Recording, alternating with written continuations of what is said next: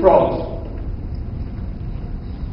Or rather, there were a group of frogs, and they used to all stay in a pond. During scorching summer, the pond dried up, and all the frogs thought about migrating. They found a pond nearby. All of them decided that we are going to stay there. All of them made a move. However, it so happened there were two frogs that accidentally fell into a pit. These two frogs fell into the pit. And the others were just silent spectators. They were just looking, watching, rather crying out for help or getting help. They were just watching. They were just watching these two frogs who were just lying helplessly in the pit. Rather motivating their friends who fell into the pit, they started saying that don't give a try, else you'll die. The moment once you give a try, you'll die, because the pit is very deep. My dear friends, both these frogs, they decided that anyhow we have to taste death at any cost, come whatsoever. Both of them said, like, why don't we give a try? Why don't we give a try? So the first frog, he gave a try. My dear friends, the moment once he was giving a try, he started jumping, and the other frogs who surrounded the pit, they all started demotivating. The next step of yours is your death. The next step of yours is your death. The next step of yours is your death. At that point of time, it so happened that the frog was in flight. Okay, he already jumped. He was in flight. He was in the air now.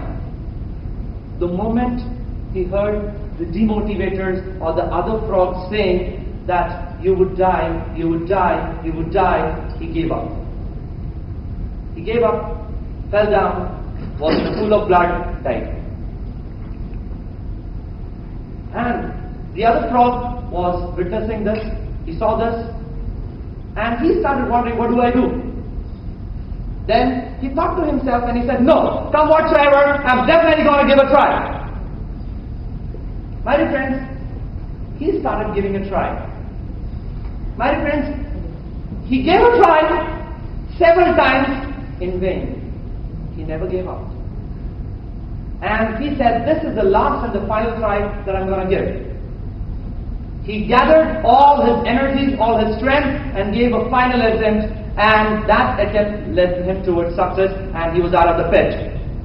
No sooner he was out of the pit, if all the frogs came to him and they said, have you not heard what we spoke? Have you not heard what we spoke? And the frog replied, they were all of you were all demotivating me. However, there was one frog who was a best friend of mine who was motivating me, who told me, yes, you can do it. I paid a deaf ear. I paid a deaf ear to all of you. I was paying concentration towards what my friend was saying. Can't we call this as motivation? Can't we call this as motivation?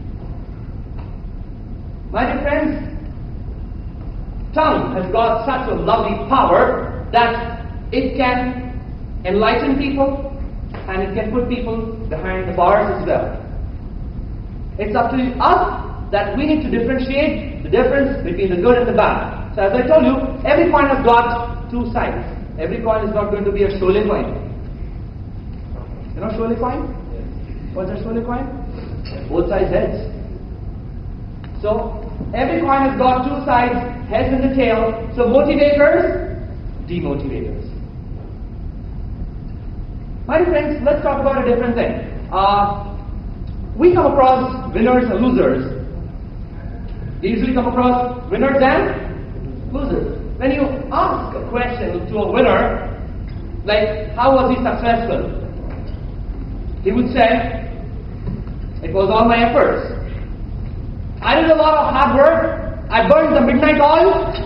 I was dedicated. I was sincere. I was punctual. I worked on all the things that were told to me by my teachers, by my trainers, by my friends, by my teachers.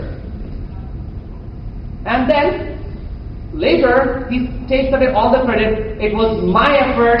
It was me who did it.